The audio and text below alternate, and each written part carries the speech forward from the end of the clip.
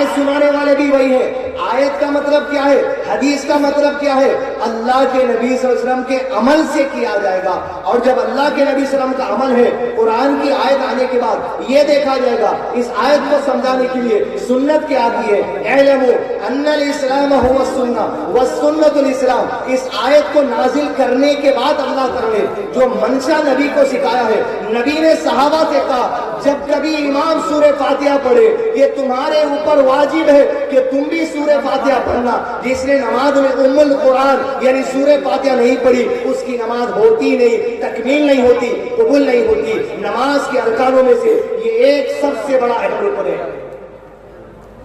نہیں، قرآن کی آیت میں آیا نہ خاموش رہو، قرآن جس پر نازل ہوا وہ نہیں بولے خاموش رہو، آپ بول رہے ہیں۔ اگر قرآن کی آیت میں آ گیا قرآن جب تلاوت ہوئی خاموش رہو، مثال کے طور پہ آپ مسجد میں آئے، پہلی رکعت شروع ہو گئی، امام سورہ فاتحہ بھی پڑھ لی، امام سورہ یاسین پڑھ رہے، آپ مسجد میں آئے، وضو خانے میں گئے، قرآن کی آیت ہے جب قرآن پڑھا جائے خاموش رہو، توجہ سے سنو، وضو بھی نہیں کرنا، پھر وہیں بیٹھ کے خالی قرآن سننے بیٹھ جانا، یہ بھی منع تھا۔ اس میں بھی سورہ فاتحہ نہیں پڑھنے کا معنی تھا کیا؟ تو قرآن جس پر نازل ہوئی انہوں نے ہی سکھایا ہے کہ سورہ فاتحہ کے علاوہ دوسری قرآن کو سنو۔ سورہ فاتحہ جب امام پڑھے دہرانا، امام ہو، امام کے پیچھے ہو، نفل صلاح ہو، فرض صلاح ہو، صلاۃ الجماعت جنازہ ہو، جماعت کے ساتھ نماز ہو، انفرادی نماز ہو، ہر نماز کی ہر رکعت میں سورہ فاتحہ سری ہو جہری ہو پڑھنا واجب ہے۔ اگر یہ نہیں پڑھے نماز تکمیل نہیں ہوتی۔ یہ ہمارے انڈرسٹینڈنگ، ہمارا سمجھانا نہیں ہے، یہ وہی ہے جو نبی صلی اللہ علیہ وسلم نے سمجھایا۔ لہذا قرآن کو مفتیوں کی عقل سے یا فتووں سے نہیں سمجھا جاتا، قرآن کو ان الاسلام والسنہ نبی صلی اللہ علیہ وسلم کی سنت سے سمجھا جاتا، اس لیے کہ سنت اسلام ہے اور اسلام سنت ہے، دونوں ایک دوسرے سے جدا نہیں ہے۔ یہی بنیادی سوال کا بنیادی جواب ہے۔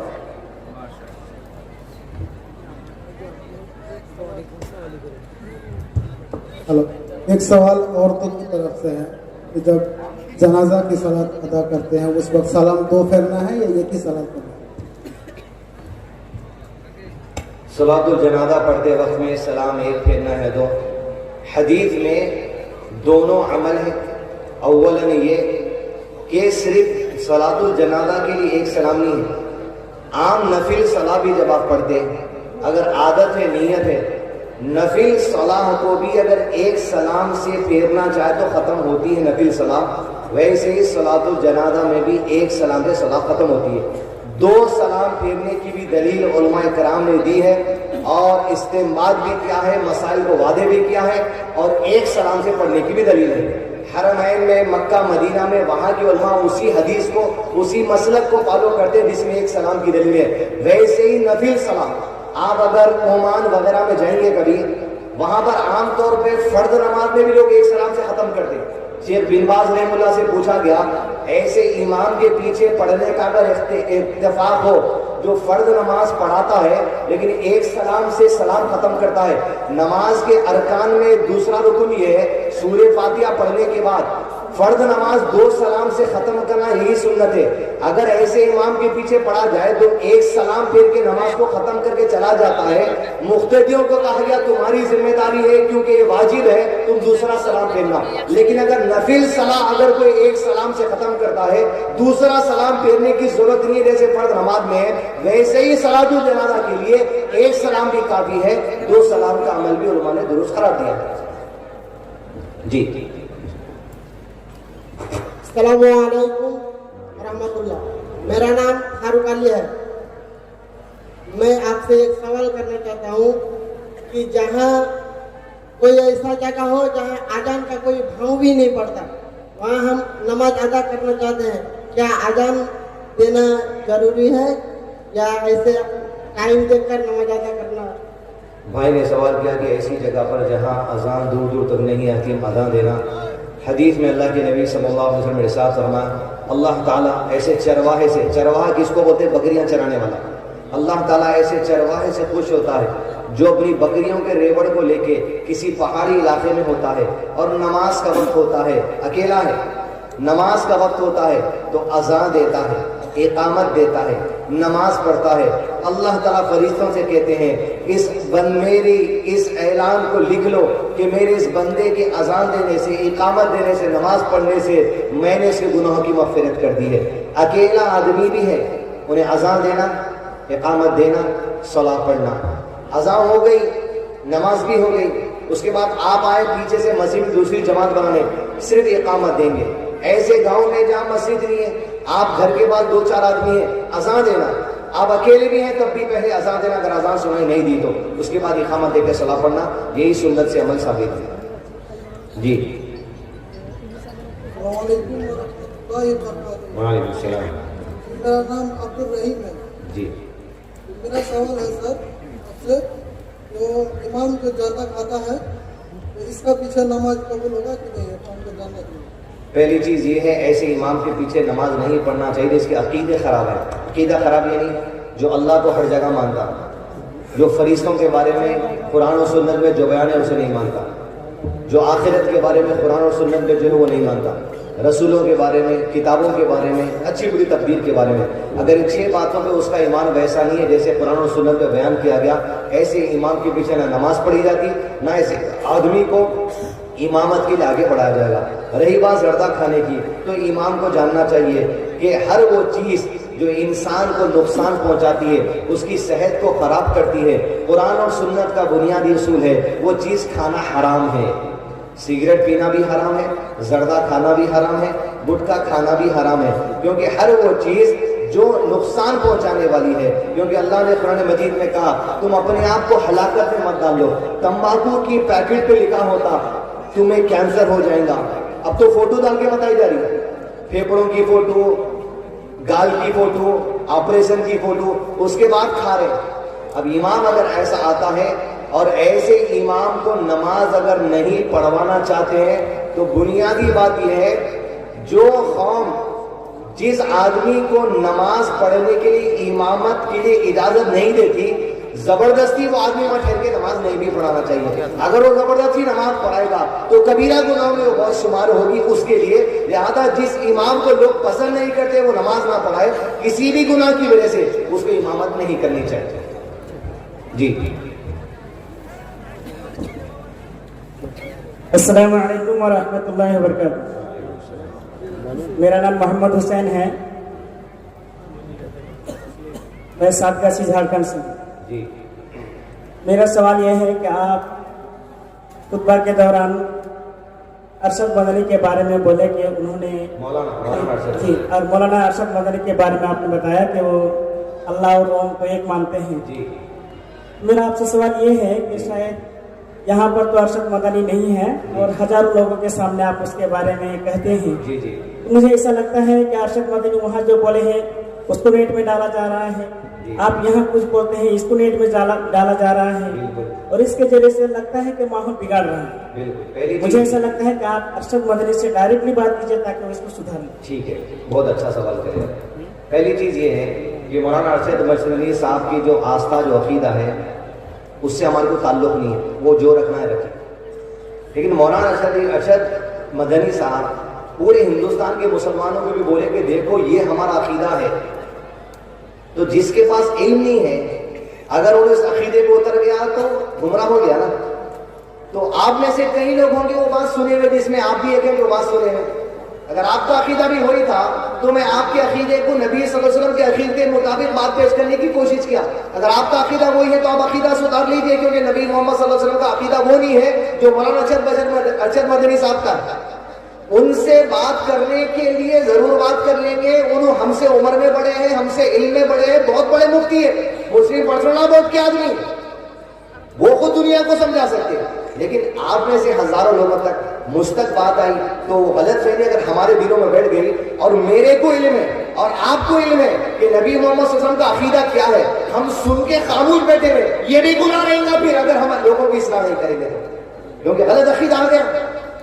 اب اگر کسی کو بول دیے کہ بھائی شراب ایک بار پیے تو چلتا، 2 بار پیے تو چلتا، اب حرام آ گئی بھائی 1 بار پیے تو بھی نہیں چلتا، آپ اگر خاموش بیٹھ جائیں گے تو لوگ سمجھیں گے 1-2 بار پیے تو چلتا، ایسے نہیں ہو سکتا نا۔ تو وہ بھی اللہ کے بارے میں عقیدے کا معاملہ ہے, معمولی بات نہیں ہے. ایک آدمی شراب پی لیا یہ عمل ہے اس کا, جیسے امام صاحب زردہ کھا لیے عمل ہے ان کا. امام صاحب زردہ کھا کے کلی کر کے نماز پڑھا دی, انشاءاللہ نماز ہو جاتی, لیکن امام صاحب اللہ تعالیٰ ہر جگہ ہے سمجھ کے عقیدے والے, ان کی نماز نہیں ہوتی بھی پیچھے والے کو ان پہ نماز نہیں پڑھنا. یہ مسئلہ ہے اصل, یہ عقیدے کی بات ہے, آستھا کی بات ہے. ارشد مدنی صاحب کا عقیدہ ہوگا, ہم کو اعتراض نہیں ہے, کچھ بھی عقیدہ رکھو کہیں بھی سمجھ لو اللہ کو, لیکن محمد صلی اللہ علیہ وسلم کے عقیدے سے میرا تعلق ہے. میں وہ عقیدہ نہیں لے سکتا جو نبی صلی اللہ علیہ وسلم کے عقیدے کے خلاف ہے. لہذا اس لیے بتایا گیا, پہلے بھی بتائے, بار بار بتائے, آج بھی بتائے, آگے بھی بتائیں گے. مولانا ارشد بصیر مدنی سے ملاقات ہوئی, ان کو بھی بتائیں گے. بزرگ ہیں, ہم کو بتانے کی ضرورت نہیں ہے, ہم سے زیادہ علم رکھتے, ہم کو سمجھا سکتے, لیکن اس کے باوجود انشاءاللہ بات پہنچیں گے. اگر اس کے بعد نہیں مانے تو پھر بتانا چھوڑ دو لوگوں میں, انہوں مانو یا نہ مانو, پھر لوگوں کو بتاتے رہیں گے انشاءاللہ, کیونکہ یہ عقیدے کا معاملہ ہے, آستھا کا معاملہ ہے, جنت اور جہنم کے فیصلے کا معاملہ ہے. جی اگلا سوال ہے. السلام علیکم ورحمۃ اللہ. میرا نام مزمل شیخ ہے. میرا سوال ہے, کیا لڑکوں کو لمبے بال رکھنا جائز ہے یا نہیں؟ علامہ شیخ وفیمی رحمہ اللہ سے ایسا سوال کیا گیا تو شیخ نے کہا کہ ایسے علاقے جہاں پر یہ بات کامن ہے کہ لوگ بڑے بال رکھتے ہیں, تھوڑے سے بڑے, سنت سے بھی جو بات تھوڑے بڑے بال رکھنے کی اجازت ہے, لیکن ایک آدھ لڑکا اگر کبھی بڑے بال رکھتا ہے کسی علاقے میں تو لوگوں کو یہ دشواری ہو جاتی ہے پہچاننے میں یہ لڑکا ہے یا لڑکی. تو کہا ایسے علاقوں میں کبھی بڑے بال نہ رکھو, لیکن اس علاقے میں لڑکے بڑے بال رکھنے کے عادی ہے, لوگ سمجھتے ہیں لڑکا ہی ہے, ایسے علاقوں میں رکھنے کی اجازت ہے. لیکن بڑے میں عورتوں کی مشابہت نہیں ہونا چاہیے. عورت میں اور لڑکے میں فرق ہی نہیں ہو رہا. پیچھے سے دیکھ رہے ہیں تو کون جا رہے ہیں, کیونکہ لڑکیاں بھی آج کل جینس پینٹ پہن کے جا رہی ہیں ٹی شرٹ میں, لڑکا جینس پینٹ کر کے بال بڑے تھے, سامنے جا کے تو دیکھ رہا ارے وہ انکل ہے, پیچھے سے انٹی سمجھے تھے. تو لہٰذا ایسے حرکتیں نہیں ہونا, مشابہت لڑکیوں کی نہیں ہونا. جی میرا نام انصرول ہے. میرا پاس نہیں ہے, جو انسان جب غلط کام کرتے ہیں اسے ابلیس شیطان وسوسہ دیتے ہیں. تو ابلیس شیطان کو کس نے وسوسہ دیا؟ اللہ کے بعد نہیں مانا, انسان کو سجدہ نہیں کیا. انسان جب غلط کام کرتا ہے تو اس کو وسوسہ آتا ہے, وسوسہ ابلیس دیا, اور ابلیس کو کس نے بنا, یہ سوال ہے آپ کا. جب اللہ کی بات نہ مانی تو اس کو وسوسہ کس نے کیا؟ اللہ کی بات نہ ماننے, ابلیس کو اللہ کی بات نہ مانے تو کس نے اس کو یہ حکم کیا؟ مطلب یہ وسوسہ کہاں سے آیا؟ اچھا ٹھیک ہے. پہلی چیز, انسان کے ساتھ جب بھی انسان پیدا ہوتا ایک جن پیدا ہوتا, ہم سب کے ساتھ جن ہے, قرین جس کو بولتے ہیں, ہمارے ساتھ رہتا ہوں. ابلیس وسوسہ نہیں ڈالتا میرے کو, آپ کو جو ساتھ میں شیطان پیدا ہوا نا جن, وہ وسوسہ ڈالتا, قرین کہا جاتا. نبی صلی اللہ علیہ وسلم جب صحابہ کو حدیث سنا رہے تھے تو اللہ کے نبی صلی اللہ علیہ وسلم نے کہا, سے پوچھا صحابہ نے, اللہ کے نبی صلی اللہ علیہ وسلم کی آپ کے ساتھ یہ قرین ہے, کیا وہ بھی آپ کو وسوسے ڈالتا ہے؟ نبی صلی اللہ علیہ وسلم نے کہا میرے ساتھ بھی قرین ہے, لیکن اللہ نے اس کے معاملے میں میری مدد کی اور میرے قرین نے اسلام کو قبول کر لیا, وہ مجھے برے وسوسے نہیں ڈالتا, صرف اچھائی کی بات دل میں ڈالتا ہے. اب انسان کے دل میں جنات وسوسے ڈالتے ہیں. اب مثال کے طور پہ جو بھی گناہ دنیا کے اندر ہو رہا تو کیا جن وسوسہ ڈالے تو ہی ہو رہا؟ انسان کے ساتھ اس کا نفس بھی ہے. انسان کے سامنے شراب بھی رکھے گی, دودھ بھی رکھے ہوا ہے. اب آپ شراب اٹھا کے ٹھیک ہے یہ بولتے کہ ہمیں کچھ جن ڈالا بولے, انہیں تو وسوسہ ڈالا, آپ کا ہاتھ ہے جا کے نہیں ڈالا انہیں, ہاتھ کس کا ہے؟ ہاتھ آپ کا ہے. وسوسہ ڈالنے کے بعد اختیار آپ کا ہے. آدم علیہ السلام کو وسوسہ ڈالا تھا جن, ابلیس, جھاڑ کا پتا توڑ دیے تھے, لیکن پھر دعا کیا کرے آدم علیہ السلام, ربنا ظلمنا انفسنا, اے اللہ میں نفس نے ظلم کر لیا, میں اپنے ہاتھوں سے گناہ کر لیا, مجھے بخش دے. اور قیامت کے لیے جو حدیث سنائی گئی وہی گناہ کی وجہ سے اللہ اس کے عذاب سے جو ڈرتے ہوئے آدم علیہ السلام کی حدیث ہمارے سامنے ہے. تو انسان کو شیطان بھی وسوسہ ڈالتا, انسان وسوسہ ڈالنے کے بعد خود اس کا ایکشن ہے. اب شیطان کو کون وسوسہ ڈالا؟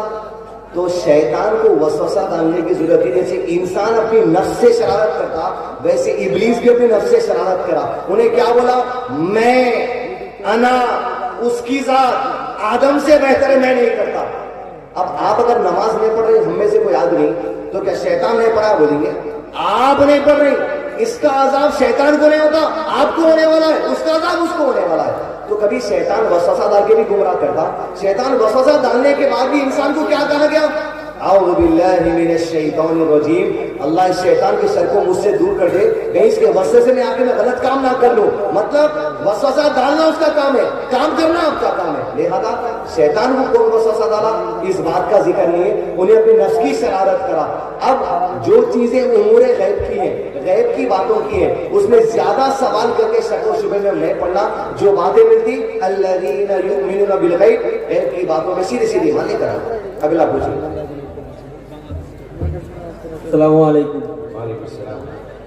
میرا نام ہے شیر محمد، میں راجا نگر سے رہنے والا ہوں. بنگالی میں کریں تو آپ بول لو، اردو میں. ہاں پوچھو. ان کا سوال یہ ہے، ان کو قطرے کی بیماری ہے، یہ وضو کرتا ہے پیشاب کرنے کے بعد، پھر 4-5 قدم چلنے کے بعد ان کا قطرہ گرتا ہے، کیا اس کا وضو رہتا ہے؟